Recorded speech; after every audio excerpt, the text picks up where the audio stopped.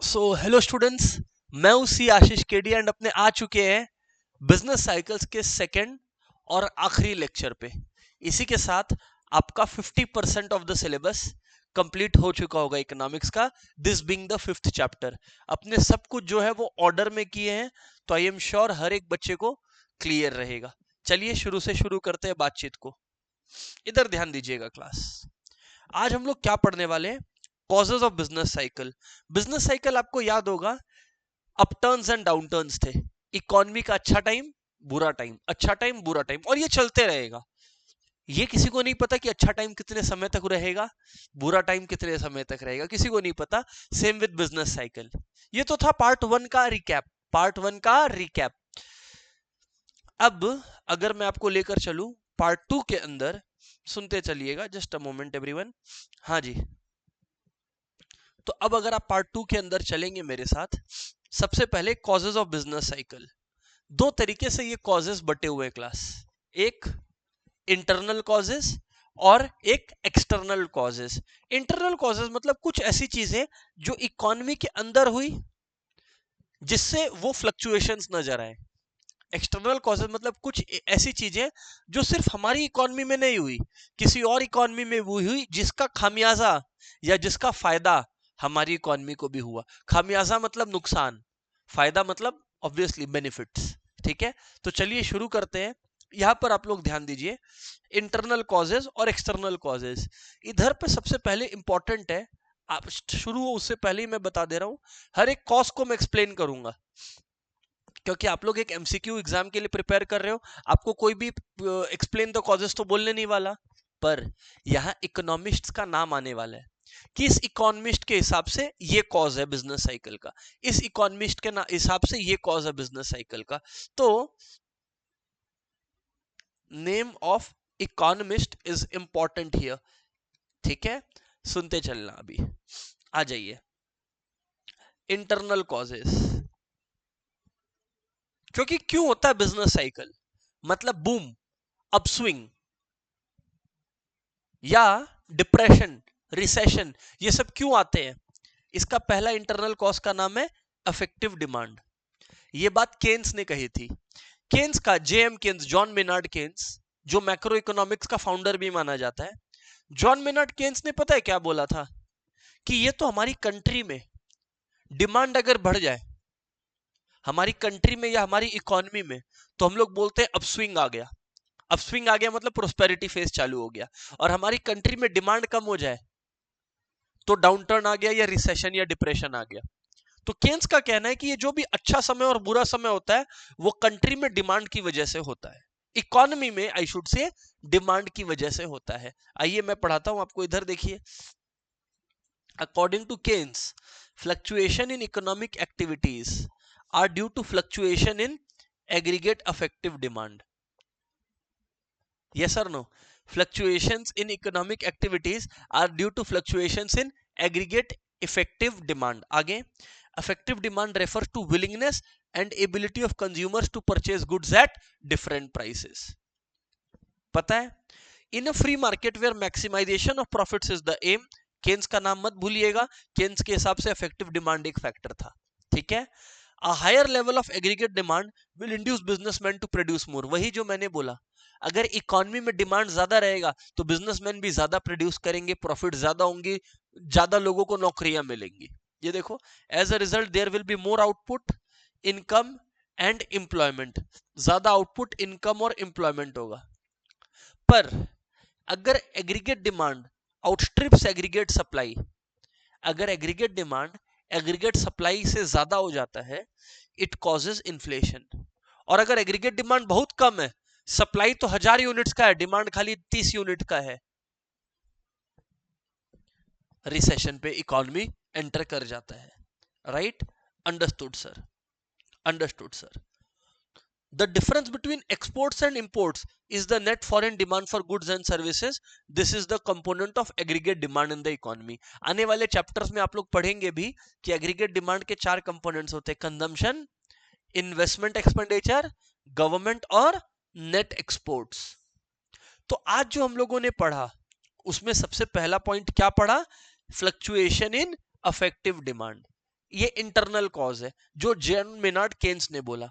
फिर से रिकैप करा देता हूं, ये क्या बोलता है भैया, बिजनेस साइकिल्स क्यों होते हैं, मतलब एक इकोनॉमी कभी ऊपर की तरफ जा रही है, सब अच्छा हो रहा है इकोनॉमी में, कभी इकोनॉमी डिप्रेशन की तरफ जा रही है, तो ये अच्छा और बुरा हो क्यों रहा है, हो कैसे रहा है?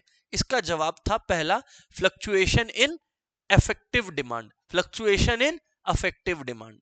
ये केन्स ने कहा कि भाई आपकी कंट्री में आप देखो डिमांड ज्यादा है क्या, अगर आपकी कंट्री में चीजों का डिमांड ज्यादा होगा तो बिजनेसमैन ज्यादा प्रोडक्शन करेंगे, और अगर बिजनेसमैन ज्यादा प्रोडक्शन करते हैं, प्रॉफिट्स और इन्वेस्टमेंट सब कुछ बढ़ते चला जाएगा। और अगर इन्वेस्टमेंट कम करते हैं, मतलब लोग डिमांड कम करते हैं, तो बिजनेसेस भी कम इन्वेस्ट करेंगी, लोगों की नौकरियां चली जाएंगी। ये था पहला फैक्टर, पहला इंटरनल कॉज जिसकी वजह से इकोनॉमी में रिसेशन, डिप्रेशन या अपस्विंग, बूम, अच्छे समय आते हैं। ये था पहला पॉइंट। किसने बोला था? केन्स ने। चलिए सेकेंड पॉइंट पर चलते हैं। दूसरा रीजन इकोनॉमी क्यों एक्सपीरियंस करती है बिजनेस साइकिल्स, दूसरा reason, internal reason is investment. क्या बोलता है ये point? According to some economists, fluctuation in investments are prime cause of business cycle, कि इन्वेस्टमेंट फ्लक्चुएशन बिजनेस साइकिल को कॉज करता है। Investment spending is considered to be the most volatile component of aggregate demand. क्या कह रहा है कि investment spending जो है सबसे इंपॉर्टेंट कंपोनेंट है एग्रीगेट डिमांड का। मैंने आपको बोला था एग्रीगेट डिमांड के कितने कंपोनेंट्स है? 4। आने वाले चैप्टर्स में आप पढ़ोगे। एग्रीगेट डिमांड मतलब total expenditure, total expenditure consumers करते हैं तो वो हो गया कंजम्पशन एक्सपेंडिचर। अगर फर्म्स बाबू कहीं इन्वेस्ट करते हैं तो वो क्या हो गया? Investment expenditure.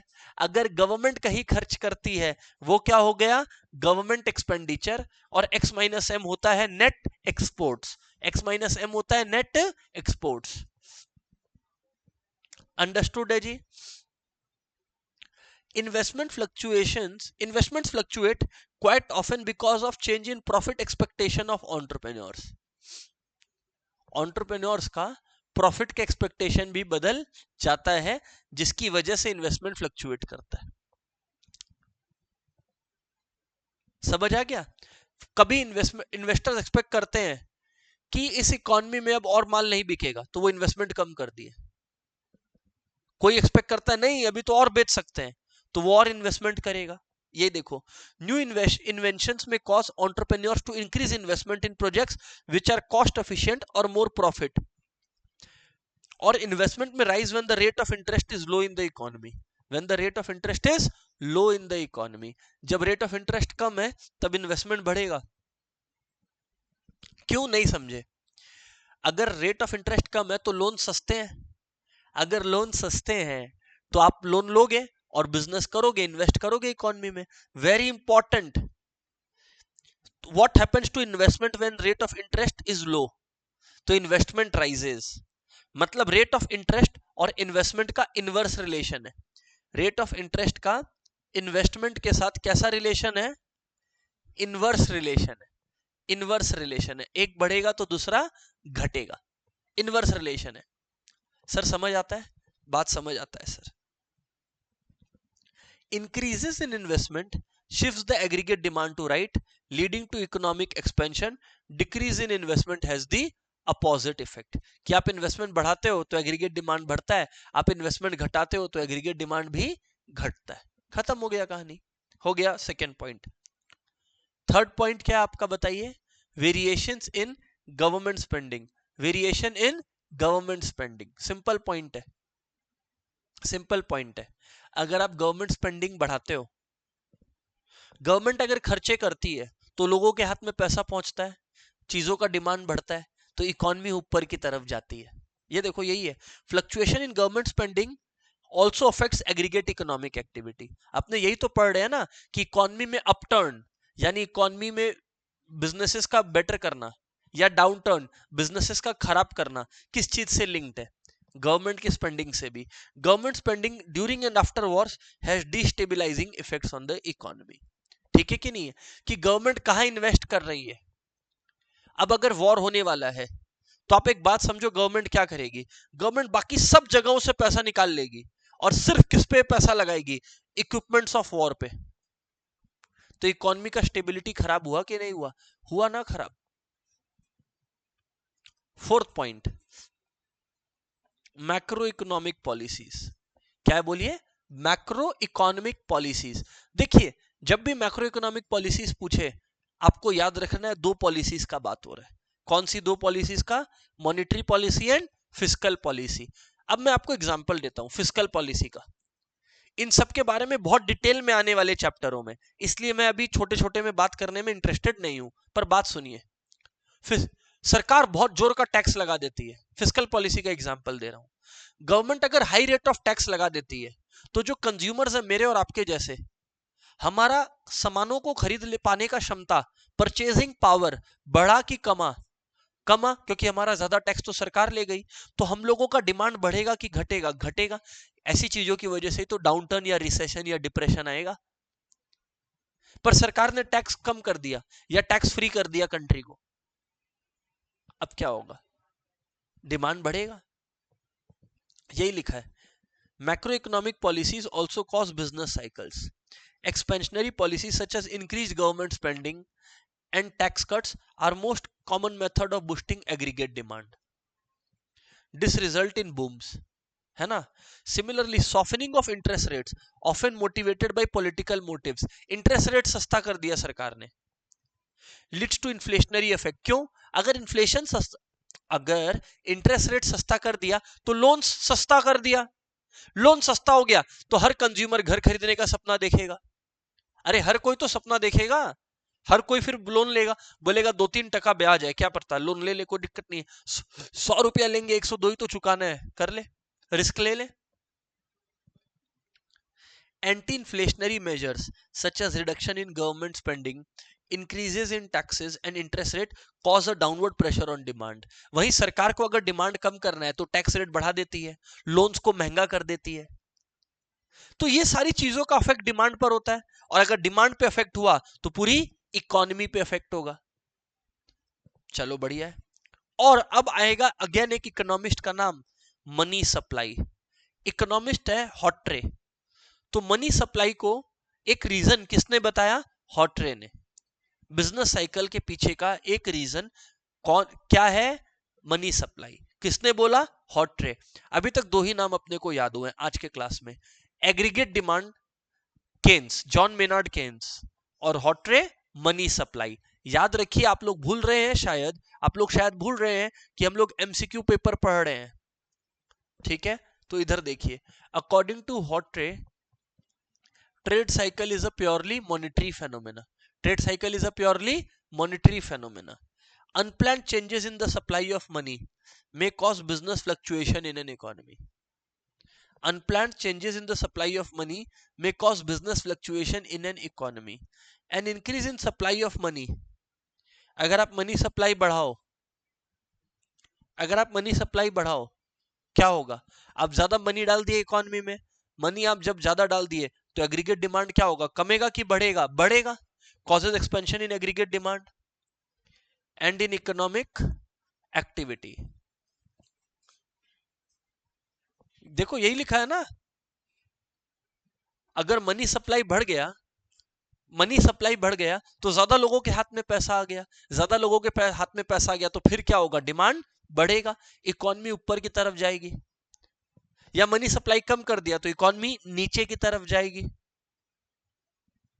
सर बात तो सही है सर. तो decrease in money supply recession cause करता है, इंक्रीज इन मनी सप्लाई आपका एक्सपेंशन कॉज करता है. Very important factor. Next factor तो बड़े इंपॉर्टेंट है दोनों. Psychological factor. अभी तक हम लोग क्या पढ़ रहे हैं? Internal causes. कि सर किधर है आप लोग अभी? इंटरनल कॉजेस पे. इसका श्रेय जाता है, this is one of the most important, Pigou को. पीगो बोलता है सब बेकार बात है.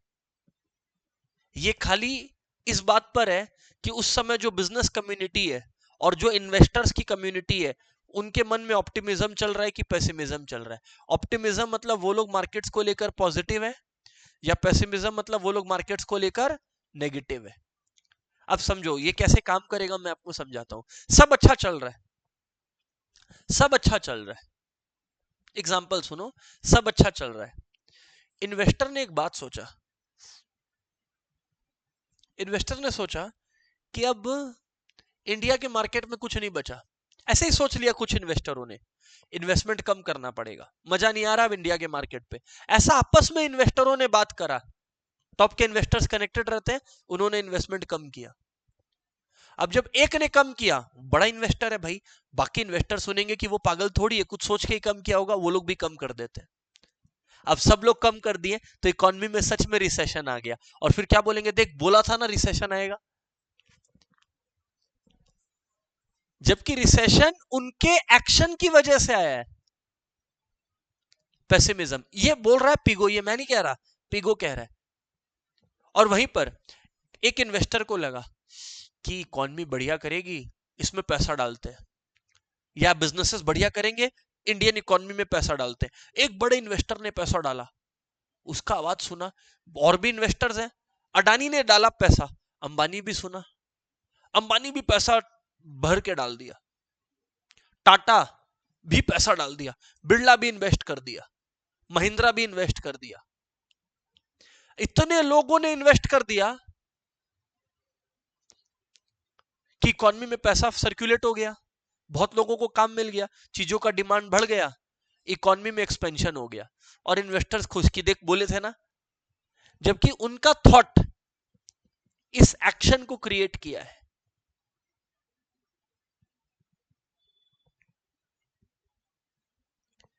According to Pigo, modern business activities are based on anticipation of business community and are affected by waves of optimism or pessimism.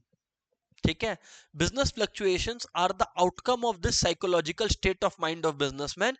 If entrepreneurs are optimistic, मतलब positive, they make investments, as a result expansionary phase शुरू हो जाता है। उनको लगता है कि expansion आने वाला है, पर उनकी वजह से expansion आ रहा होता है। Opposite happens when entrepreneurs are pessimistic about the market. अरे अंडरस्टूड है क्या यार? हाँ सर बात समझ आता है, किसको किसको समझ आता है? वाओ, ये हुआ तीसरा नाम। दो तीन नाम आ जाओ फटाफट। मैं ये नामों पे इतना स्ट्रेस क्यों दे रहा हूं? इसलिए क्योंकि एमसीक्यू में डायरेक्ट रिलेशन है। पहला नाम Keynes aggregate demand, Hawtrey money supply, Hawtrey money supply, Hawtrey money supply. Pigou thinking, Pigou thinking, thinking मतलब साइकोलॉजी, थिंकिंग मतलब साइकोलॉजिकल फैक्टर्स। तीन, मैं बोला था तीन बताऊंगा, तीन बता दिया मैं। एक और सुनना चाहोगे? सर सुनना चाहेंगे। स्कम्पीटर। अब इस भाई ने हमारा क्या कहा, क्या कहानी रची? जोसेफ स्कम्पीटर, याद रखिएगा, वेरी फेमस इनोवेशन थ्योरी। स्कम्पीटर ने कहा कि जो भी आप बिजनेस साइकिल देखते हो ना, आप जो भी बिजनेस साइकिल देखते हो ना, वो किस चीज का प्रोडक्ट है जानते हो? वो है आपका इनोवेशन का। According to Schumpeter's innovation theory, trade cycle occurs as a result of innovations which takes place in the system from time to time. जैसे एक नया इनोवेशन आएगा, सब उसके पीछे भागेंगे, एक्सपेंशन होगा, और उसमें ज्यादा इन्वेस्ट करेंगे, उसके कारण इन्वेस्ट करेंगे। जब कोई इन्वेस्टमेंट नया इनोवेशन आया ही नहीं है तो कौन इन्वेस्ट करना चाहेगा? ये था स्कम्पीटर इनोवेशन थ्योरी। और एक और आने वाला है कार्डर cobweb theory. The cobweb theory propounded bye कार्डर, Nicholas Calder, holds that business cycle result from the fact that present prices substantially influence the production at some future date. The present fluctuation in prices may become responsible for fluctuation in output at some subsequent period. Web क्या करता है? एक चीज को दूसरे चीज से connect करता है। कॉबवेब थ्योरी भी यही बोलती है। सर बात नहीं समझ आया, क्या बोला कॉबवेब थ्योरी ने? आओ मैं सिंपल करता हूं। आज मान लो किसी चीज का प्राइस 50 रुपया है, और हाल फिलहाल में देखने को मिला कि 50 का वो 60 हो गया प्रोडक्ट का दाम। तो अब बिजनेसमैन लोग इस बात को एग्जांपल देंगे, देख 50 का 60 हुआ है और बढ़ेगा, तो बिजनेसमैन प्रोडक्शन बढ़ा देंगे।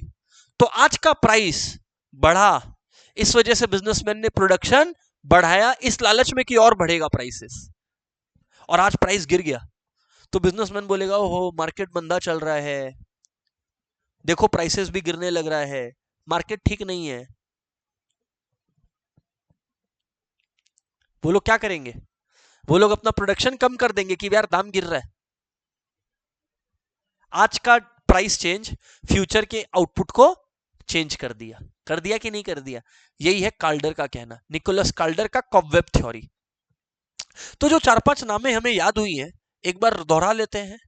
Keynes aggregate demand, Hawtrey money supply, Pigou Pigou thinking था, पिगो का थिंकिंग था साइकोलॉजी था, फिर स्कम्पीटर का इनोवेशन था, काल्डर का कॉबवेब थ्योरी था। 5 बातें मैंने बताई आपको, याद रखिएगा, एमसीक्यू पेपर है, भूलिएगा नहीं। इंटरनल कॉजेस खत्म, अब किस पर आ गए, एक्सटर्नल कॉजेस पर। बच्चे एक्सटर्नल कॉजेस में सबसे पहला कॉज है वॉर। जिस इकोनॉमी में, जिस कंट्री में वॉर होगा उसमें कॉमन सेंस है, एक बच्चे को बुलाऊंगा तो बता देगा वो इकोनॉमी एक्सपेंशन देखेगी कि रिसेशन और डिप्रेशन। रिसेशन और depression, war is never profitable. During war time production of war goods increases and most of the resources are diverted for their production. This affects production of other goods, capital and consumer goods both. Sir समझ आ गया। Post war reconstruction, post war reconstruction, अगर war हो गया थोड़े दिन बाद economy better होगी। जब अमेरिका ने हिरोशिमा नागासाकी में बॉम्ब ड्रॉप किया था, फिर अमेरिका ने हेल्प किया था इकोनॉमी को बड़ा करने में, वहां इन्वेस्ट करके। Country begins to reconstruct itself, तो अब एक्सपेंशन फेज आने वाला है। वॉर चल रहा है मतलब रिसेशन या डिप्रेशन फेज है, पोस्ट वॉर रिकंस्ट्रक्शन मतलब एक्सपेंशन फेज है। टेक्नोलॉजी शॉक्स, अब टेक्नोलॉजी शॉक्स क्या है, टेक्नोलॉजी शॉक क्या है, कोई नई टेक्नोलॉजी आ गई और पुरानी टेक्नोलॉजी को उड़ा दी, technology shock. Growing technology enables production of new and better products. These products generally require huge investments for new technology adoption. This leads to expansion of employment, income and profits and gives a boost to the economy. For example, due to the advent of mobile phones, the telecom industry underwent a boom and there was expansion of production, employment, income and profits. नया technology आता है, अभी AI आ रहा है, AI आ रहा है, तो अब देखो कुछ जॉब्स को एआई ने डिस्ट्रॉय किया, पर एआई की वजह से बहुत सारे जॉब्स क्रिएट भी हुए। जैसे हम आपको एग्जांपल दिए थे, आपके क्लास में दिए थे, किसी और क्लास में दिए थे, आई डोंट रिमेंबर। हमने अपने एक फ्रेंड का एग्जांपल दिया था कि वो ना वीएफएक्स में काम करता है। तो जो वीएफएक्स में काम करता है, पहले उनका काम था बहुत मैनुअल। तो जो काम या जो इफेक्ट दिखाने के लिए, मान लो एक बॉम्ब फूटा, उसका इफेक्ट दिखाने के लिए जो उसको 10 घंटा लगता था, एआई उसको 3 मिनट में कर देता है। तो अब इसको सीखना पड़ा कि 3 मिनट में वो काम कैसे करे, एआई के थ्रू। Technology shock. नेक्स्ट है नेचुरल फैक्टर्स। अब जैसे इंडिया का जो क्लाइमेट है, यहां पे काफी हद तक एग्रीकल्चरल जो क्रॉप्स हैं वो क्लाइमेट पे डिपेंडेंट है। तो अगर क्लाइमेट सही रहा तो एग्रीकल्चर प्रोडक्टिविटी ज्यादा होगी, क्लाइमेट खराब रहा कम हो जाएगी। ये तो कंट्रोल में नहीं है ना किसी के क्लाइमेट, यही लिखा हुआ है यहां पे। और फाइनल बात, पॉपुलेशन ग्रोथ। अगर पॉपुलेशन ज्यादा एक फैमिली में तो सेविंग्स कम होगी, सेविंग्स कम होगी तो स्पेंडिंग्स कम होगी, तो इकोनॉमी रिसेशन डिप्रेशन देख रहा होगा। पर पॉपुलेशन कम है तो वही रिसोर्सेस ज्यादा लोगों के बीच में शेयर होगा, that is a good news then. जैसे माना जाता है कि पूरे यूनाइटेड स्टेट्स ऑफ अमेरिका का पॉपुलेशन खाली हमारी कंट्री का एक उत्तर प्रदेश के बराबर है, और यूनाइटेड स्टेट्स कंट्री का साइज इंडिया से बड़ा है। दुख अब आप लोग को होगा कि हमारी कंट्री में एक स्टेट में जितने लोग रह रहे हैं उतना जगह पूरी कंट्री को मिला हुआ है, और कंट्री इंडिया से बड़ी है। अब समझ आ रहा है, यही बता रहा था। तो फाइनली इधर पे इस पैराग्राफ में इतना ही लिखा है, ये इंपॉर्टेंट ज्यादा नहीं है, कि बिजनेस साइकिल डिसीजन मेकिंग में काफी रेलिवेंट है, काफी इंपॉर्टेंट रोल प्ले करता है। इतना सही बात है, ज्यादा बात इसमें कुछ किया नहीं गया। अब आराम से आइए एक एक करके अपने एमसीक्यूज को प्रैक्टिस करते हैं, and everybody is invited to participate. एक एक करके think carefully and then answer, वरना गड़बड़ होगा, है ना? चलिए बोलिए, पहला वाला पढ़ लीजिए everyone.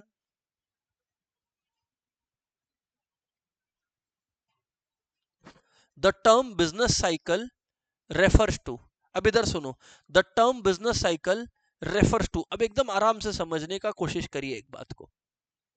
ups and downs in the production of commodities, ups and downs in the production of commodities, fluctuating level of economic activity, decline in economic activity या increasing unemployment। अरे साइकिल है, मतलब अप्स भी आएंगे डाउन्स भी आएंगे, तो यहाँ पे बेस्ट क्या डिफाइन कर रहा है? Fluctuating level of economic activity. Sir why not one? One में तो अप भी है और डाउन भी है, क्योंकि वहां सिर्फ प्रोडक्शन पे है, सिर्फ प्रोडक्शन में बदलाव नहीं आता, इन्फ्लेशन में आता है, इंटरेस्ट रेट में आता है, एम्प्लॉयमेंट में आता है।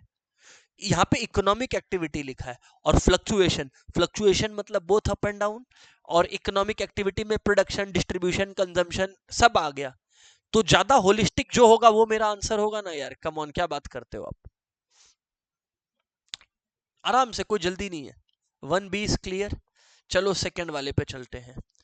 A significant decline in general economic activity, है ना, extending over a period of time, decline चलते ही जा रहा है।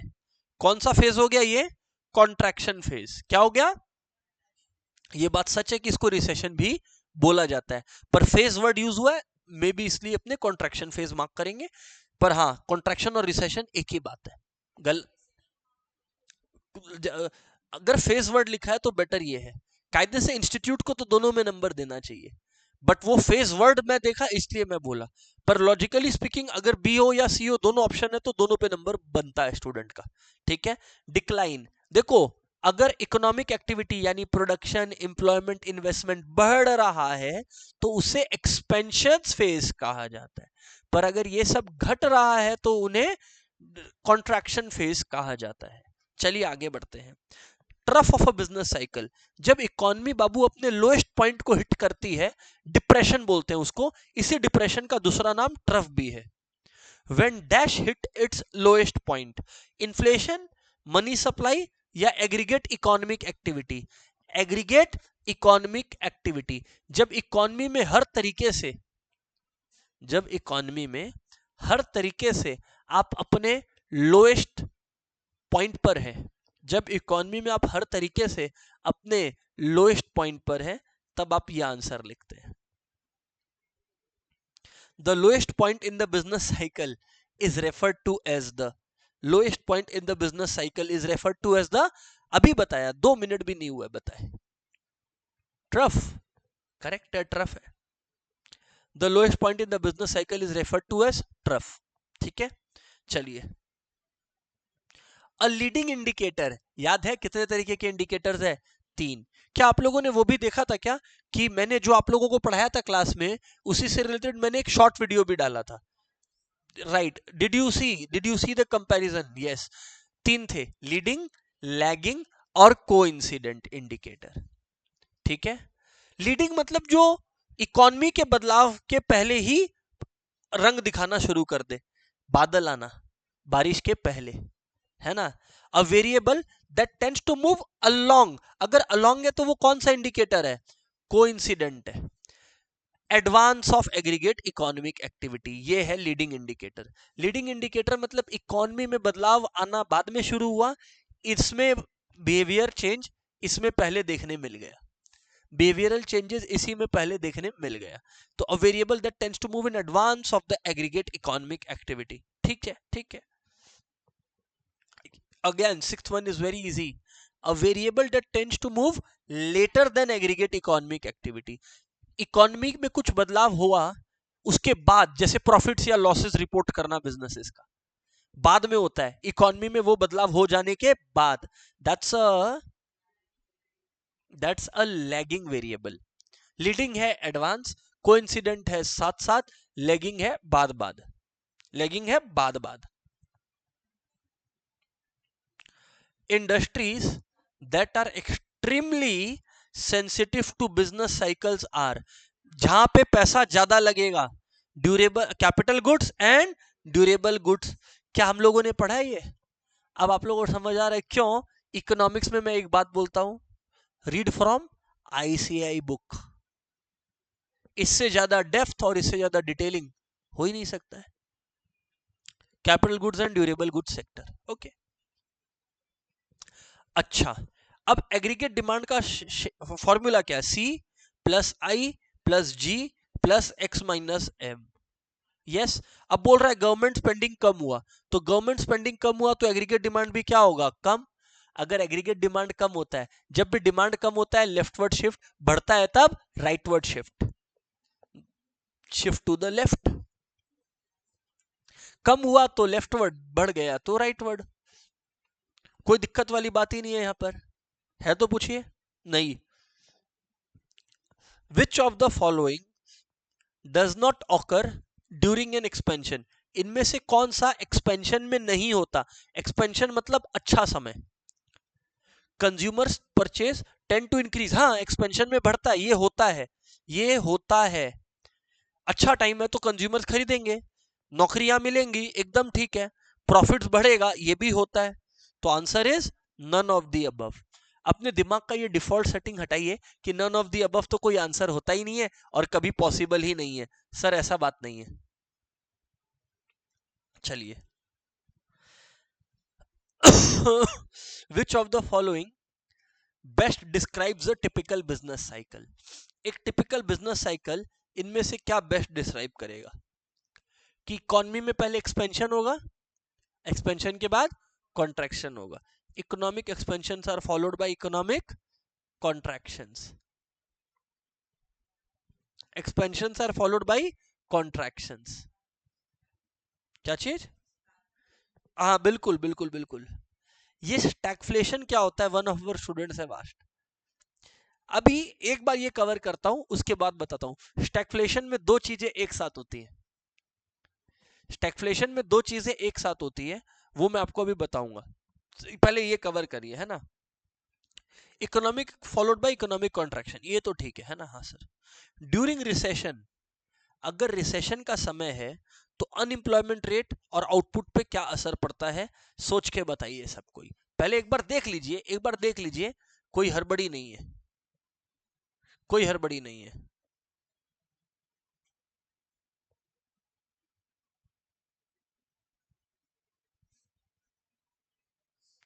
अब समझिए, during recession the unemployment rate बढ़ेगा, ज्यादा लोग बेरोजगार होंगे, और आउटपुट जो होगा वो कम होगा, कम होगा, आउटपुट कम होगा। रिसेशन तो खराब समय, तो राइजेस एंड फॉल्स, ये सही जवाब है। अंडरस्टूड है सर? अंडरस्टूड है। आगे का बात करें आप, आगे का बात करें सर आप। The four phases of business cycle are, देखो पूछा भी तो क्या पूछा, पहले देख लीजिए उसके बाद आंसर दीजिएगा। Let's see, expansion, peak, contraction, trough, ठीक है, इट इज ओके, मतलब इसमें कोई दिक्कत नहीं लग रहा है। हाँ, लीडिंग इकोनॉमिक इंडिकेटर्स 13, 14 और 15 पर ध्यान दीजिए। 13, 14 और 15 खुद कीजिए, 2 मिनट में वेट करूंगा।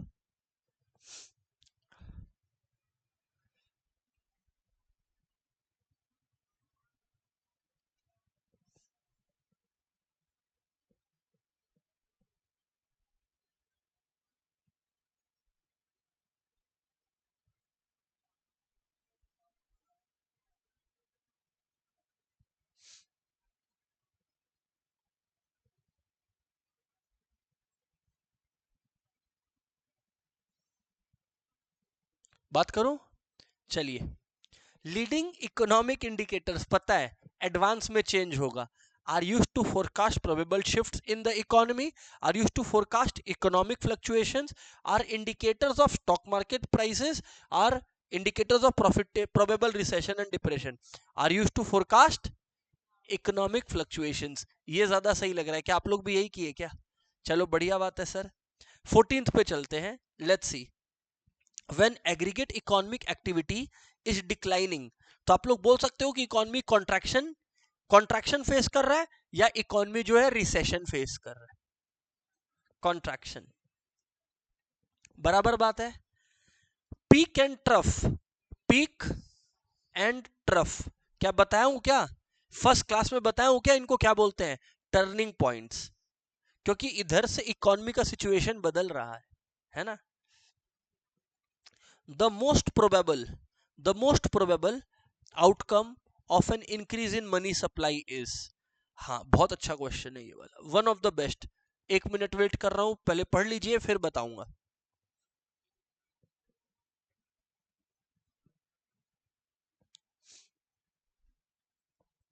पहले ना इजी करिए अपने लिए। एक बात बताइए, अगर मनी सप्लाई बढ़ेगा, लोगों के हाथ में पैसा ज्यादा आएगा कि कम, ज्यादा, तो डिमांड बढ़ेगा कि कम, डिमांड बढ़ेगा, तो यहां पे aggregate demand to rise, aggregate demand to rise दो जगह है, तो बी और, यहां पर समझिएगा, बी को हटा दीजिए, बी को हटा दीजिए और किसको हटा दीजिए, डी को भी हटा दीजिए, ये लोग यूजलेस पॉइंट्स है,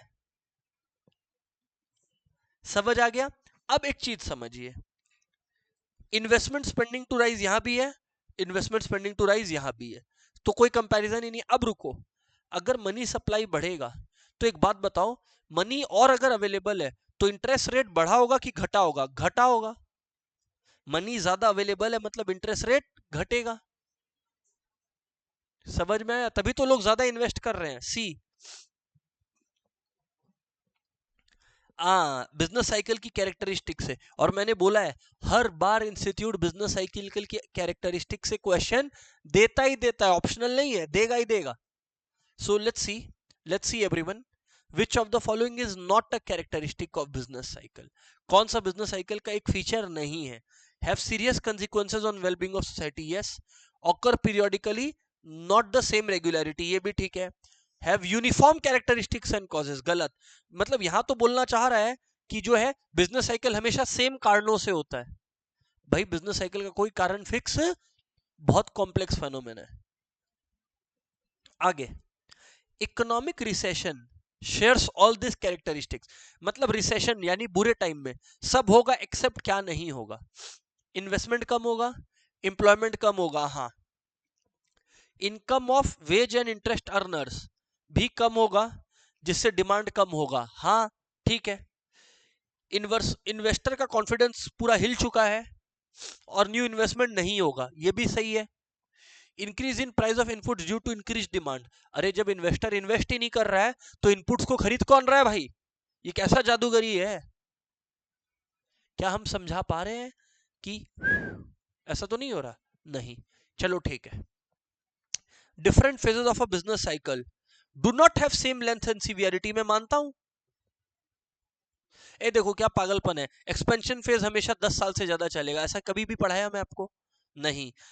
last many years and are difficult to get over in short period, अब ये भी गड़बड़ है, क्या पता शॉर्ट पीरियड में ठीक हो जाए, सोल्यूशन आ जाए शॉर्ट पीरियड में। तो ए, फीचर से, फिर से बोल रहा हूं, फीचर से इम्पॉसिबल है क्वेश्चन ना आए, मतलब समझ लो पेपर लीक है, इतना श्योरिटी के साथ बोल दिया, और क्या दो, और क्या कर ले टीचर बता दो। विच ऑफ द फॉलोइंग, अरे वाह ये भी पढ़ाया हुआ आप लोग को, which of the following is not an example of coincident indicator, coincident indicator मतलब हम साथ साथ है, जैसे इकोनॉमी बदलेगा ये भी बदलेगा, इंडस्ट्रियल प्रोडक्शन, इकोनॉमी बढ़ेगा प्रोडक्शन बढ़ेगा, इकोनॉमी बढ़ेगा महंगाई बढ़ेगी, इकोनॉमी बढ़ेगी सेल्स बढ़ेगा, पर जो न्यू ऑर्डर्स है प्लांट एंड इक्विपमेंट का वो तो एडवांस में ही करना पड़ेगा ना, नया ऑर्डर तो पहले ही आने लग जाएगा, ये तो एडवांस इंडिकेटर है यानी लीडिंग इंडिकेटर है, ये कौन सा है, लीडिंग इंडिकेटर है। आई देखो, नेक्स्ट क्वेश्चन, इकोनॉमिस्ट पे क्वेश्चन देगा ही, according to dash trade cycle innovation की वजह से होता है, Schumpeter Joseph Schumpeter. Next point क्या है, number 22, let's see everyone, economic indicators are one stroke solution, नहीं, indicator showing the movement of economy, some activities which predict the direction of economy, हाँ तुम डायरेक्शन ही तो प्रेडिक्ट करने के लिए आया है यहाँ पर कि इकोनॉमी जा किधर रही है, some activities which predict the direction of the economy।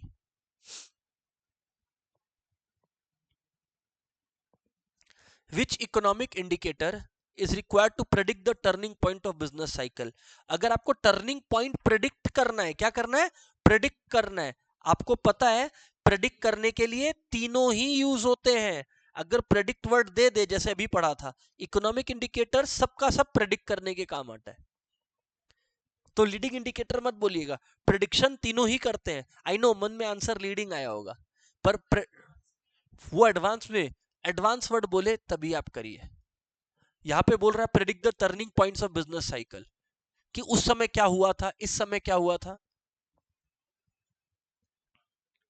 Business cycles generally originate in free market economies.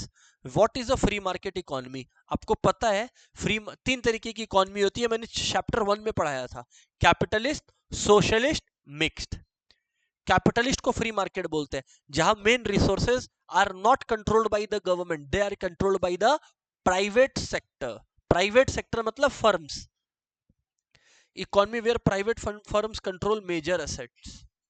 Free economy, which is rather free from government interference also.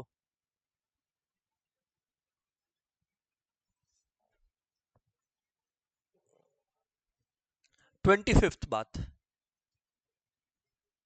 which of the following is correct? Business cycle largely affects agricultural sector, largely affects small employees. Business sector generally affects all sectors, but business sector in particular, क्योंकि इनका investment बहुत ज्यादा लगा रहता है, तो affect तो हर sector को ही करेगा ना। केन्स के हिसाब से इकोनॉमिक एक्टिविटी में फ्लक्चुएशन क्यों आता है? ड्यू टू एग्रीगेट डिमांड आता है क्या? सही जवाब है फिर। क्वेश्चन 27 पे चलते हैं आज। Which of the following is the cause of business cycle? Demand, investment, spending, all. ये तो आज ही पढ़े हैं, हर कोई की वजह से आता है। आगे, economists use changes in various activities to measure business cycle and to predict where the economy is headed. इनको क्या बोला जाता है? इंडिकेटर्स। देखो प्रेडिक्ट वर्ड दिया है, देखो मतलब सारे इंडिकेटरों का बात हो रहा है, तीनों इंडिकेटरों का बात हो रहा है। आगे, if the growth rate is higher than rate of economic growth, अगर पॉपुलेशन का ग्रोथ इकोनॉमिक ग्रोथ से ज्यादा है, अगर पॉपुलेशन का ग्रोथ इकोनॉमी के ग्रोथ रेट से ज्यादा है, तो क्या हो रहा है? तो there will be lesser savings in the economy. तो इकोनॉमी में सेविंग्स कम हो रही है, there will be lesser savings in the economy. Cobweb theory was propounded bye Nicholas कार्डर। 30 क्वेश्चंस हम लोगों ने अभी तक किया है क्लास। एक बारी ये वाला पैराग्राफ भी रीड कर लेते हैं, just to wind things up, है ना, कुछ भी मिस्टेक अपने से ना हो, कुछ भी छोटे नहीं अपने से। Okay, business cycle affect all aspects of the economy, यही बात अभी कर रहे थे हम लोग। एक स्टूडेंट का क्वेश्चन आया था, मैं बोलना भूल गया, स्टैगफ्लेशन, अभी याद आया, स्टैगफ्लेशन। स्टूडेंट्स, ये एक अजीब सिचुएशन है जहां कंट्री में महंगाई भी बहुत है, हाई इन्फ्लेशन है, महंगाई ज्यादा है और बेरोजगारी भी ज्यादा है। High inflation but high unemployment, ये बड़ा अजीब सा सिचुएशन है नहीं? ये है stagflation, high inflation plus high unemployment. लिख लीजिएगा, stagflation is high inflation plus high unemployment.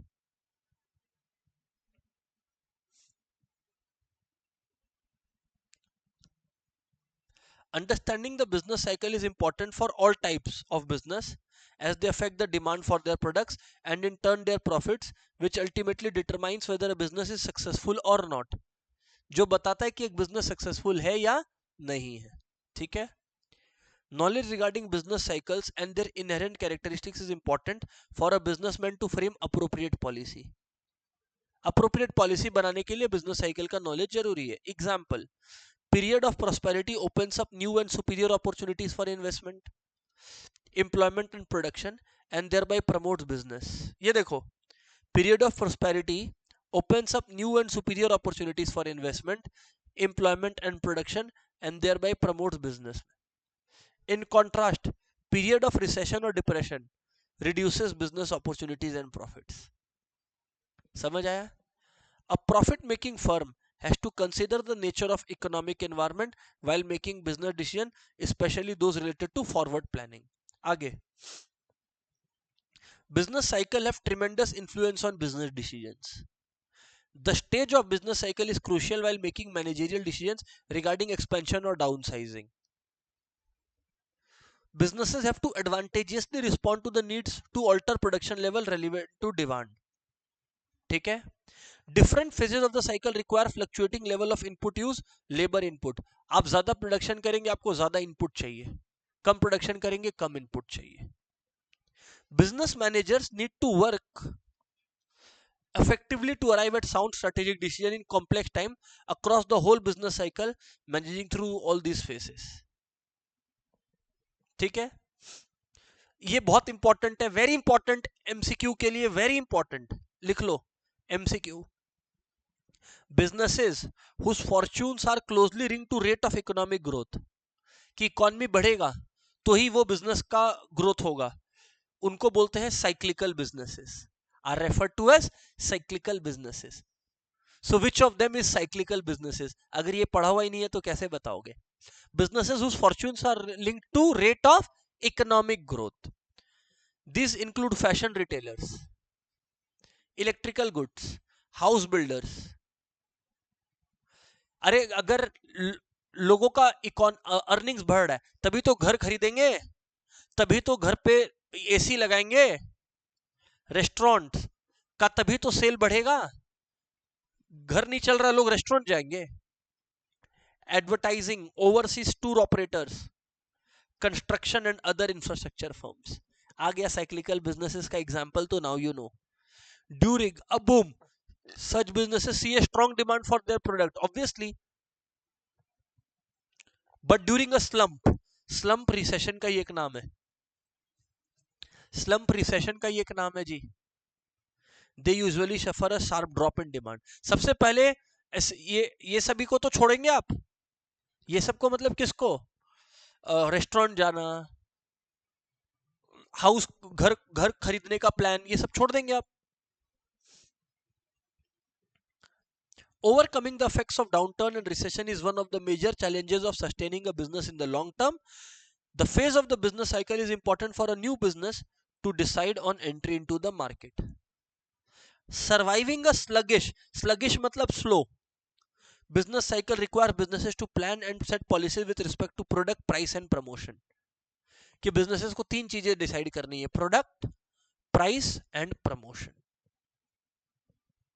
बस ठीक है, इसके बाद we have completed it. तो स्टूडेंट्स, यहां पे technically speaking we have been able to complete business cycles as well. Homework as usual, अगर आप ईमानदारी से कर रहे हो, आपको नतीजा आपके रिजल्ट वाले दिन, जिस दिन फाउंडेशन का रिजल्ट आएगा, सेलिब्रेट करोगे, उस दिन मिल जाएगा. फिर से रिपीट कर रहा हूं, और ये लेक्चर समझो या इसको प्रैक्टिकल एडवाइस समझो, सुन लो. क्लास आप कैसे भी करो, आप ऑफलाइन आके करो, आप लाइव ऑनलाइन करो, या आप रिकॉर्डेड करो, कोई फर्क नहीं पड़ता है. मैं तो बोल वही रहा हूं कि रिकॉर्डिंग में मैं क्या करता हूं, ये इंपॉर्टेंट बात काट देता हूं. ऐसा है क्या? रिकॉर्डिंग तो इसी का हो रहा है. कैसे भी करो आप क्लास, जैसे भी करो, कंसिस्टेंटली करो. आप सोचोगे कि हम जो है वो 4 हफ्ता पढ़ेंगे और 4 हफ्ता ब्रेक ले लेंगे, सॉरी, आपसे नहीं होगा. फाउंडेशन नहीं है आपके लिए, फाउंडेशन क्रैक नहीं होगा आपसे, पक्का बात है. पहला बात, कंसिस्टेंटली करो. अब कंसिस्टेंटली क्या करो? कंसिस्टेंटली 3 बातें करो. पहले मैं मैथ्स का बोल रहा हूं. पहले हमारा जो नोट्स लिखाया हुआ है, बुक दिया हुआ आपको, बुक दिया हुआ आपको, कुछ बच जाता है तो वो बुक में ही लिखा देता हूं, यस, वो रिवाइज करो. रिवाइज करने के बाद आईसीआई जो मॉड्यूल है, क्यों? क्योंकि पीवाईक्यूज मैंने करवा दिया आपको, आरटीपी करवा दिया, एमटीपी करवा दिया, मॉड्यूल का भी कई क्वेश्चंस करवा दिया. आईसीआई मॉड्यूल्स को पूरा छान दो, पूरा पूरा आईसीआई मॉड्यूल कंप्लीट होना चाहिए आपका. मैथ्स का बात कर रहा हूं. नोट्स हो गया, आईसीआई मॉड्यूल हो गया. फिर जब मॉक टेस्ट पेपर, मैं भी मॉक टेस्ट कंडक्ट करने वाला हूं, I will announce the date soon. ठीक है?